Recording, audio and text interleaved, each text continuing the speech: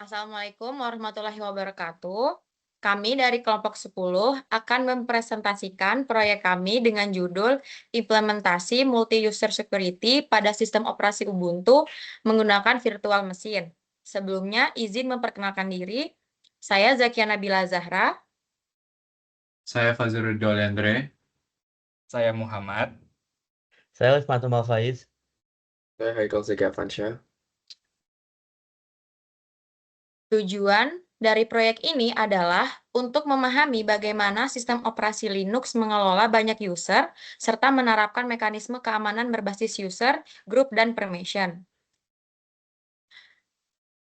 Dalam proyek ini, kami akan mensimulasikan lingkungan multi-user di mana setiap user memiliki hak akses yang berbeda sesuai perannya, sehingga dapat mencegah akses ilegal, menjaga integritas data, serta meningkatkan keamanan sistem secara keseluruhan. Sebelum masuk ke praktik, kami akan menjelaskan konsep dasar yang digunakan dalam proyek ini. Pertama, virtual mesin. Virtual mesin adalah sebuah mesin virtual yang memungkinkan kita menjalankan sistem operasi di dalam sistem operasi lain. Virtual mesin sangat berguna untuk praktik keamanan karena bersifat terisolasi dan tidak memengaruhi sistem utama. Kedua, ada sistem operasi multi-user. Sistem operasi multi-user adalah sistem yang memungkinkan banyak pengguna menggunakan satu sistem yang sama dengan hak akses yang berbeda-beda. Dalam Linux dikenal konsep user, group, dan permission. User adalah akun individu yang mewakili identitas pengguna. Group adalah kumpulan user untuk memudahkan pengaturan akses, dan permission yaitu menentukan siapa yang dapat mengakses suatu research. Permission terdiri dari read, write, dan execute, yang menentukan siapa yang boleh membaca, menulis, dan menjalankan suatu file.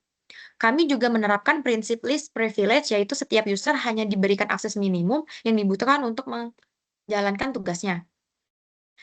Dengan karakteristiknya yang terisolasi, terkontrol, dan mudah dikonfirmasi, virtual mesin menjadi sarana yang efektif untuk melakukan simulasi keamanan sistem operasi. Pendekatan ini memungkinkan penerapan dan pengujian mekanisme keamanan serta realistis tanpa menimbulkan resiko terhadap sistem utama, sehingga mempresentasikan lingkungan server yang digunakan di dunia nyata.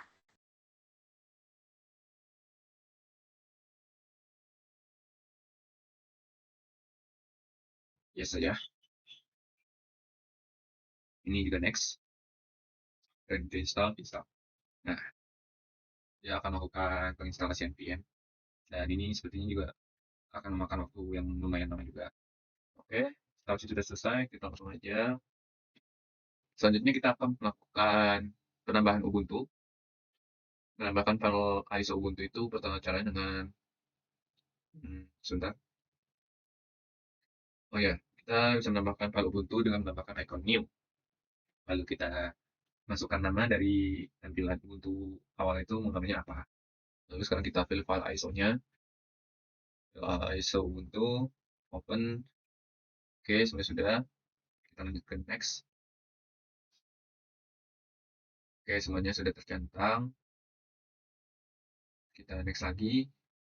Sini kita memilih ukuran storage hardware sesuai device. Kita maunya berapa, bebas. Sarannya yang tetap yang di warna hijau atau optimal. Next. Di sini virtual hard disk-nya kita pilih berapa kemampuannya, size-nya berapa. Next. Lalu ini adalah summary-nya. Lalu bisa kita lanjut mencet finish. Ubuntu sudah tertambah di virtual machine, namun kita belum melakukan pengunduhan file Ubuntu itu sendiri di virtual machine-nya. Sekarang kita akan melakukan pengunduhan file Ubuntu. Namun ini lumayan memakan waktu yang lama. Many hours later.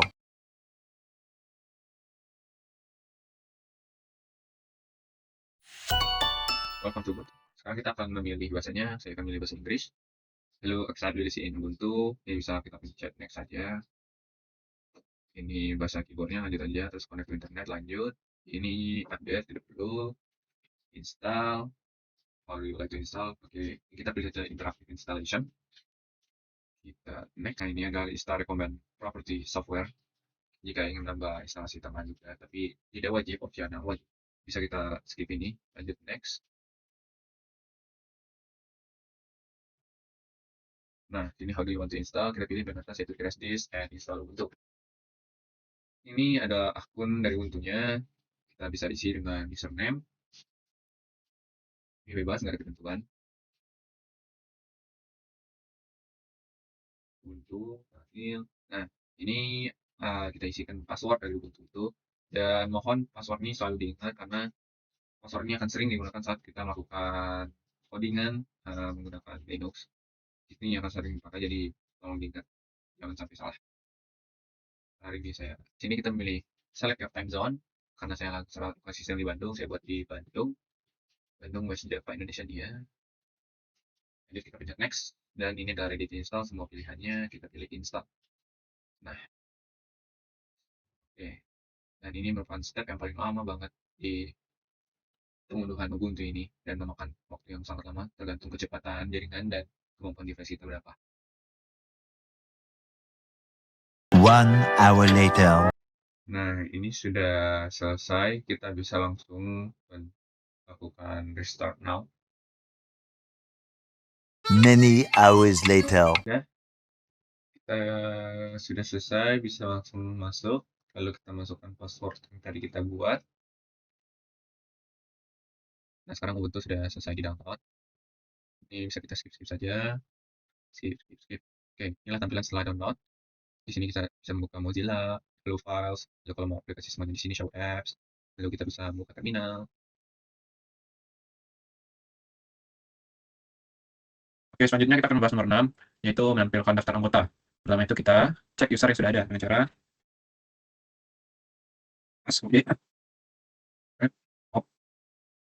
ini untuk mengecek semua anggota yang ada di Ubuntu Vario. Selanjutnya kita tampilkan info user saat ini. Kita berada di Ubuntu Vario dengan ID sebagai berikut. Setelah itu kita lanjut ke membuat user untuk setiap anggota dengan cara membuat sudo add user. Pertama itu adalah admin. Kita gunakan nama lengkap. Tidak. Saya tidak ya. Itu tidak. Kita masukkan password Ubuntu kita. Oke, setelah itu kita membuat password untuk admin Azure itu. Kita gunakan sandi apa saja yang penting. Terus kita klik ulang lagi. Oke. Di sini kita disuruh untuk mengisikan full name. Lalu room number, kita gunakan saja salah satu. Work phone, mungkin kita gunakan 2. Home-nya 3. Other 4. Oke. Lalu yes. Oke. Sudah tertambah. Selanjutnya kita tambahkan anggota selanjutnya. Sama caranya dengan sudo add user start. Bebas mau pakai nama siapa. Misalnya Muhammad. User. Bentar. Sudo add user start.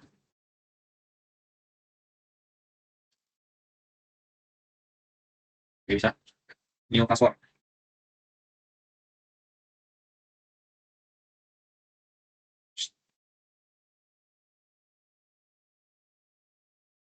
Phone-nya Muhammad. Room number-nya 2. Ini 3. Ini 4. Ini. Yes. Selanjutnya kita tambahkan lagi guest. Kita masukkan misalnya namanya masih pakai cara sudo add user dengan nama guest namanya misalnya Alif Batu. Aja Alif. Ini passwordnya yes. Phone-nya Alif Batu. Nomor 3 6. Oke. Setelah itu fungsi dari ini adalah untuk memastikan setiap aksi bisa dilacak ke individu tertentu dalam sistem nyata. Ini penting untuk audit security. Lalu kami membuat user sesuai nama anggota kelompok untuk accountability. Selanjutnya adalah verifikasi user yang telah dibuat. Pertama kita lihat daftar user yang baru dibuat. Caranya itu add swd password enggak. Nah, di sini kita bisa melihat admin kita buat tadi Azure Rido, lalu staffnya Muh, biasanya Alif. Selanjutnya kita akan lakukan login dan verifikasi setiap user. Pertama caranya itu kita menggunakan sudo dan kita login dulu sebagai admin.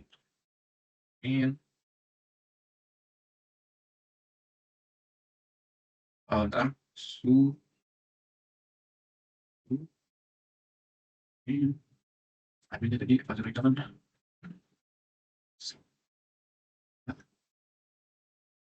Kenapa ini? Oh ini spasi. Oke, masukkan password yang kita buat tadi. Oke, ini kita sudah masuk sebagai admin Fazrul Ridho, sudah melakukan login, dan kita bisa melakukan verifikasi identitas dengan cara identitasnya itu admin Fazrul Ridho sudah benar, ID-nya sesuai berikut. Selanjutnya lokasinya, lalu setelah itu kita bisa logout dari admin, dan kita bisa coba, nah setelah dia logout, balik lagi dia ke Ubuntu variant, itu tempat awalnya. Lalu kita coba login sebagai staff, tadi staffnya namanya mu, berarti kita gunakan su staff. Passwordnya apa tadi? Nah, kita sudah masuk sebagai staffmu.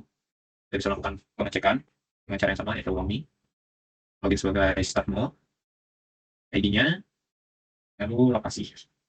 Oke. Terakhir, kita coba login sebagai guest. Caranya sama, su, terus kita masukin guest dengan nama Alif, passwordnya yang kita buat tadi, guest. Oke, kita sudah masuk sebagai guest Alif, dan bisa cek lagi namanya guest Alif, terus ID-nya, dan lokasinya. Oke. Setiap user itu memiliki home directory sendiri di home user, dan sesuai home username, lalu user ID atau UID dan group ID atau GID itu unik untuk setiap user, dan ini menerapkan prinsip accountability, setiap user bertanggung jawab atas aksinya. Ya, selanjutnya itu kita masuk ke konfigurasi multi user dan permission. Kita akan coba untuk buat grup untuk proyeknya. Itu pakai perintah sudo group add. Yang pertama kita bikin project team, terus masukin password yang Ubuntu-nya. Oke, yang selanjutnya itu group add yang staff team. Oke, sudah. Terus selanjutnya yang admin team. Itu sudo admin team, group admin team. Oke. Staff team. Oke. Setelah semuanya kebuat yang tadi, sekarang kita coba verifikasi grup yang baru yang udah dibuat. Nah, yang tadi udah terbuat. Oke, ada. Selanjutnya itu kita tambahin user ke grup. User menggunakan perintah user/key, terus nama projectnya, nama grupnya, maaf, terus anggotanya.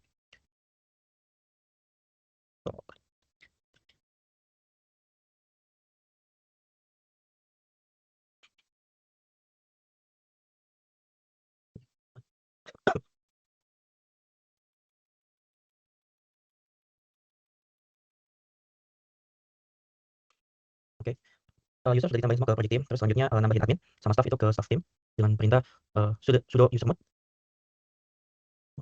Itu /aj team, ya, staff team.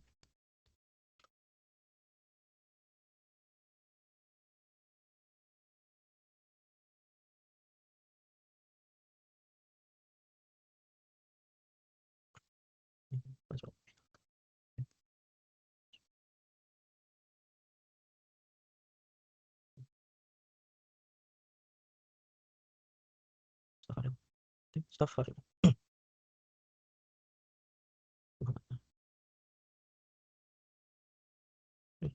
Selanjutnya kita tambah admin ke admin team. Itu memakai perintah sudo usermod spasi min ag, terus masuk ke grupnya itu staff team dan admin variable.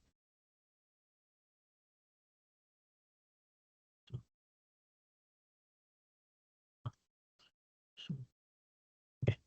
Selanjutnya verifikasi yang ada di grup tersebut siapa aja.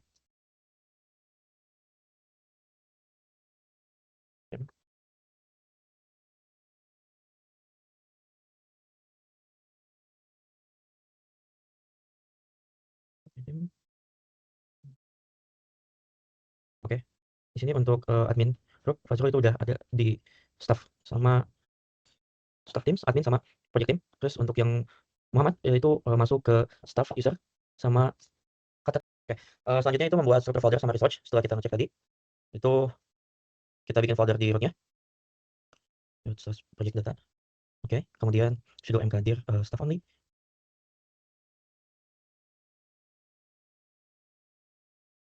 Terus yang admin only ya. Admin only. Terus mkdir slash public share. Public langsung share. Oke. Selanjutnya kita buat file di setiap folder. Project data. Terus theme-nya itu dokumen. Namanya txt. Oke. Selanjutnya itu sudo touch yang staff only. Di slash confidential.txt. Oke. Kemudian yang sudo touch slash admin only _admin only slash system slash underscore config.txt. Oke. Kemudian sudo slash public share slash setme.txt. Oh maaf, ada typo di sudonya. Nah, oke. Kemudian kita tambahin isi ke dalam file tersebut.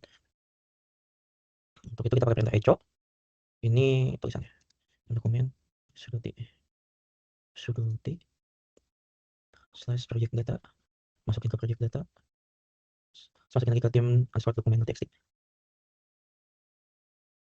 Ya.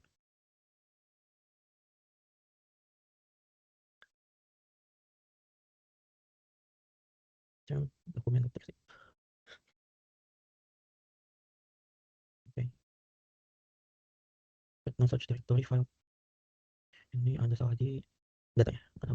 Nah, oke, udah masuk. Lanjut ke echo confidential staff information. Jadi isinya itu confidential ya, seperti staff only confidential txt.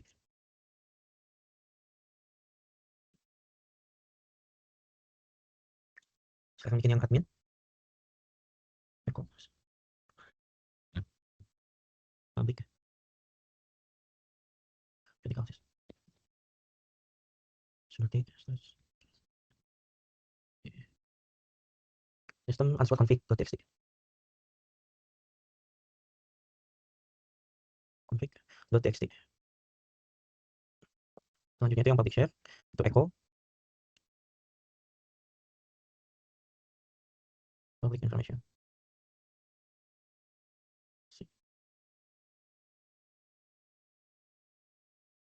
slash sudo t slash public share slash underscore readme .txt.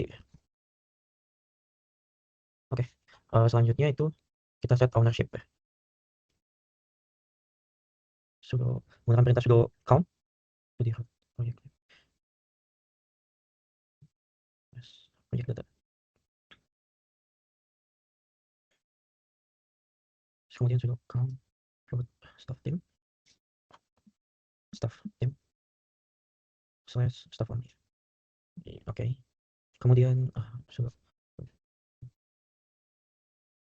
team slash admin only. Terus sudo cloud secret slash public share. Oke. Selanjutnya itu adalah set permission untuk penerapan list privilege. Kita bikin yang untuk project data dulu. Kemudian sudo chmod 660 slash project data slash tim dokumen .txt. Oke. Oh ada typo, maaf, ada typo di depan p-nya. Harusnya di slash project.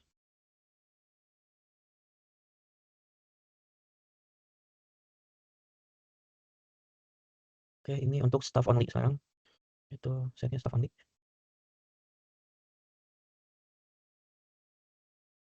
Oke.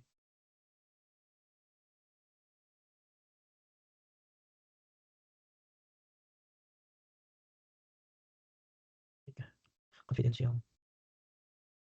Oke. Sebelum untuk sekarang admin only.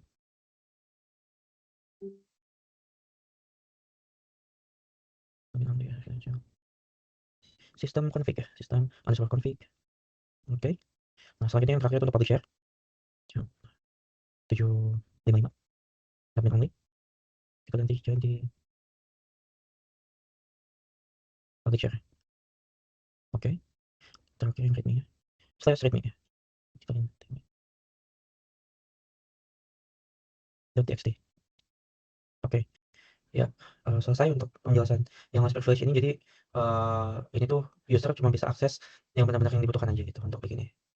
Gitu. Halo guys, saya Muhammad. Di sini saya akan melanjutkan untuk bagian skenario testing. Kita akan mencoba untuk login sebagai berbagai role dan mencoba untuk mengakses folder-folder yang telah kita buat sebelumnya. Apakah bisa diakses dengan role yang ada sesuai dengan role-nya? Pertama, kita akan mencoba login sebagai staff untuk melihat apakah dia bisa mengakses beberapa folder yang harusnya bisa diakses olehnya. Login sebagai staff, kemudian kita mencoba untuk mengakses folder project underscore data. Oke, bisa ya. Jadi dia bisa mengakses si folder project. Kemudian kita akan mencoba menulis di dalamnya. Apakah kita bisa menulis? 1, 2, 3. Di dalam project data tersebut, kita login sebagai staff ini ya. Coba menulis dan kita masukkan ke dalam file yang ada di dalam project data, yaitu team_document.txt. Coba kita lihat isinya. Apakah masuk tulisan kita itu? team_document.txt. Oke, masuk ya. 1, 2, 3. Oke, selanjutnya kita akan coba untuk masuk ke dalam folder staff only. Saat kita login sebagai staff, ternyata bisa. Dan kita coba untuk menulis halo di dalam file yang ada di staff only. Nama filenya adalah confidential.txt. Kemudian kita coba lihat isinya, apakah masuk confidential.txt. Oke, masuk ya guys teksnya. Kemudian sekarang kita coba untuk mengakses milik public share. Ini adalah folder yang bisa diakses oleh semua role. Karena untuk public share nggak pakai D, maaf guys, typo. Public underscore share. Nah, bisa ya. Kita coba untuk membaca yang ada di dalamnya. Nah, bisa ya. Tapi yang file ini hanya bisa untuk dibaca. Kita nggak bisa menulis di dalam file yang untuk public ini. Oke, selanjutnya kita akan mencoba role lain. Kita akan login sebagai guest. So, strip guest underscore alif. Kemudian kita akan mencoba mengakses project data. Ini adalah folder yang bisa diakses oleh semua orang yang ada di dalam project ini, project data. Tadi kita membuat guest, admin maupun staff semuanya bisa mengakses yang project data ini ya guys. Kemudian kita coba add team_document. Kita coba lihat isi dari filenya apakah bisa kita akses, dan bisa. Oke, selanjutnya kita akan mencoba mengakses folder milik staff. Apakah saat kita login sebagai guest kita bisa mengakses yang milik staff tersebut? Oke, denied karena dia login sebagai guest doang, jadi dia nggak bisa mengakses folder milik staff. Kemudian coba juga mengakses folder milik admin ya, admin underscore only. Nggak bisa juga, permission denied karena dia login sebagai guest, maka dia tidak bisa mengakses folder milik admin. Tapi dia bisa juga mengakses milik folder public share karena ini untuk public, jadi semua bisa mengaksesnya. readme.txt. Oke ya, jadi bisa nge-read yang readme.txt yang ada dalam public share, karena public share bisa digunakan untuk semuanya, semua bisa nge-readnya gitu. Oke, selanjutnya kita akan coba role lain. Kita akan mencoba role admin underscore Muhammad. Oke, kemudian kita akan mencoba mengakses project data ya. Kita coba satu-satu. Project underscore data ls_l. Apakah bisa? Oke, bisa ya guys. Kita bisa mengakses project data dan lihat isinya.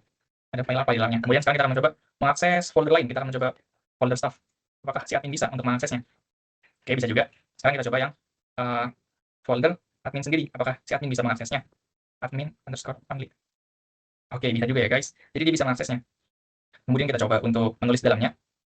Jadi admin underscore only. Kita coba menulis ya di dalam file yang ada di dalam folder admin. Nama filenya system underscore config. Kita baca dulu isinya. Ada ya isinya. Kemudian kita coba untuk tulis di dalamnya. Echo 1, 2, 3. System underscore config.txt. Oke, bisa guys. Alhamdulillah. Admin juga bisa menulis di dalam file milik admin sendiri. config.txt. Nah, masuk ya guys. Teksnya 1, 2, 3. Tadi yang diisikan oleh admin. Nah, jadi si admin ini memiliki akses penuh ke semua folder yang ada. Karena dia berperan sebagai sistem administrator. Jadi semua folder yang ada bisa diakses sesuai dengan role masing-masing, sesuai yang telah kita atur sebelumnya. Sekian, terima kasih. Baik, selanjutnya dengan saya, Haikal Zeki Avansyah, yang akan menjelaskan pada bagian ke-9 dan ke-10, yaitu analisis keamanan sistem, penutup, beserta refleksi. Analisis keamanan sistem memiliki 5 poin. Yang pertama, ancaman yang berhasil dicegah. Akses tidak sah ke file dan direktori sistem. Modifikasi atau penghapusan data oleh user yang tidak berwenang. Penyalahgunaan resource oleh user tanpa hak akses. Poin kedua, peran user, grup, dan permission. Setiap user memiliki identitas unik dalam sistem. Grup digunakan untuk mengelompokkan user berdasarkan peran. Permission membatasi hak akses read, write, dan execute sesuai kebutuhan. Mekanisme ini mencegah akses lintas peran yang tidak diizinkan. Poin ketiga, risiko jika permission salah konfigurasi, meliputi kebocoran data akibat permission terlalu longgar, user non-privilege dapat mengubah atau menghapus data penting, potensi eskalasi hak akses secara tidak sah, dan menurunnya tingkat keamanan dan keandalan sistem. Poin keempat, keterbatasan sistem yang diterapkan, meliputi keamanan masih berbasis permission standar Linux, belum menggunakan kontrol akses lanjutan, serta belum dilakukannya pencatatan aktivitas user secara detail. Poin kelima atau poin yang terakhir yaitu potensi pengembangan keamanan, yaitu penerapan akses control list atau ACL untuk kontrol akses yang lebih spesifik. Pengaturan sudo polisi untuk pembatasan perintah administratif. Implementasi audit log untuk memantau aktivitas user, serta integrasi dengan sistem keamanan tingkat lanjut pada server dan cloud. Untuk kesimpulannya, melalui proyek ini, kami memperoleh pemahaman mengenai penerapan keamanan multi-user pada sistem operasi Linux melalui pengelolaan user, group, dan permission. Pengaturan hak akses yang tepat berperan penting dalam mencegah akses tidak sah, serta menjaga keamanan data. Simulasi yang dilakukan menggunakan virtual machine, mempresentasikan kondisi sistem server di dunia nyata, dan memberikan pengalaman praktik yang relevan dengan pembelajaran sistem operasi dan keamanan. Baik, sekian untuk penjelasan dari presentasi kelompok kami. Jika ada salah kata atau kekurangan saat presentasi, kami mohon maaf. Assalamualaikum warahmatullahi wabarakatuh.